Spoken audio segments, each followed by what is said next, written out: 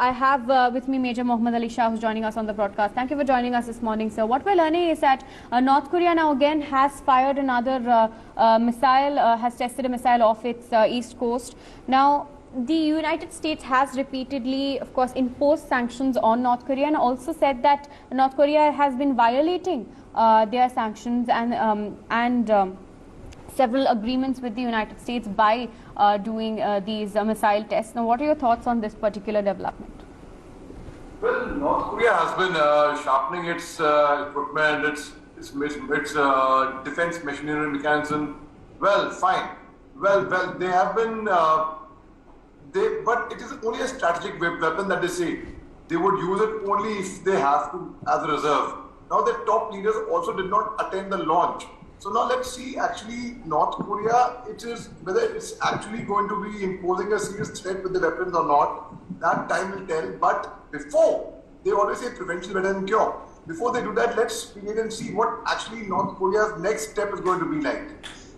Okay, so picking up on that point, of course, we do tend to focus, the entire international community tends to focus on China as a global threat. Now, do you think that North Korea, although you have stated their usage of missiles, their testing of missiles is a strategic way of maybe trying to show that they are dominant, but do you think North Korea is a potential threat to the global community and it's time to then recognize them and sanction them as needed?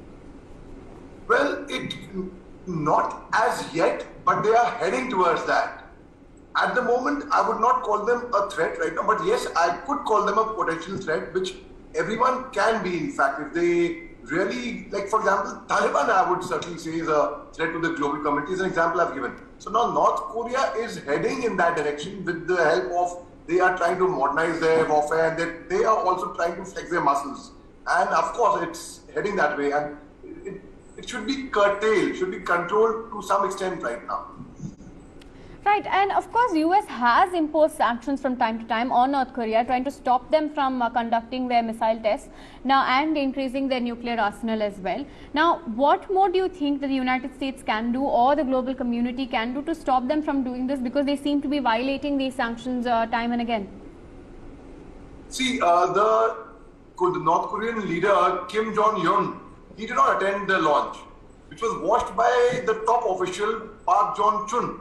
So now when the top officials are also not attending, they obviously mean that there is some kind of a disparity perhaps in North Korea also. So now taking advantage of the disparity, the US can actually intervene and actually tell them, see, this should be curbed to a large extent, because this is a time, because like for example, I'll give you for example, like in any country for that matter, when a government does any step, the opposition parties will always oppose, whether good or bad. That is the rule of the opposition party. Similarly, now the US can actually intervene and tell them, okay, fine, you're well within your right to conduct any military test that you want to, but provided they are curtailed, curbed and controlled to an extent which the international community permits.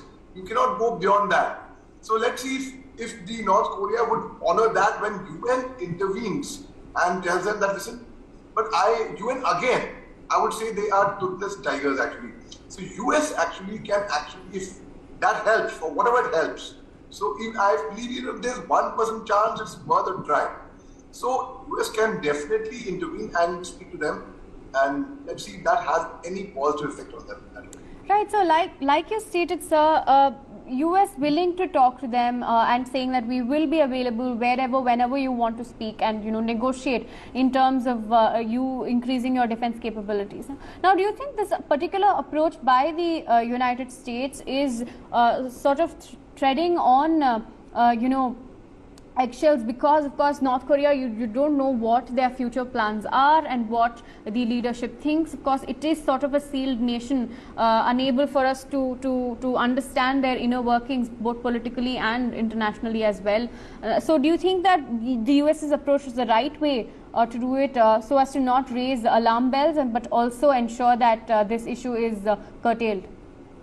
See, it could be done in the right way, but North Korea also, they had raised alarm bells when the US and the Australia, there was a submarine deal between the two countries, and they called that submarine deal extremely undesirable. Why? It wasn't undesirable, but North Korea did that. North Korea also said they are open to talks with South Korea, provide it on their own terms and conditions. Now, North Korea also said that they would be an inter-Korean summit, which is possible, but there has to be respect. But it should be North Korea on their own, which should actually come up with respect, which should also honor others.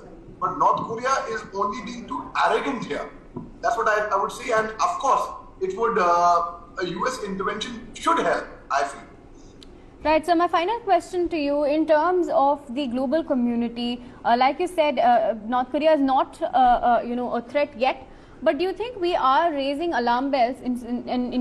By we, I also mentioned the United States, because they are raising alarm bells, saying that 3 missile tests in 1 month is a lot, especially for a country which does have its issues with South Korea.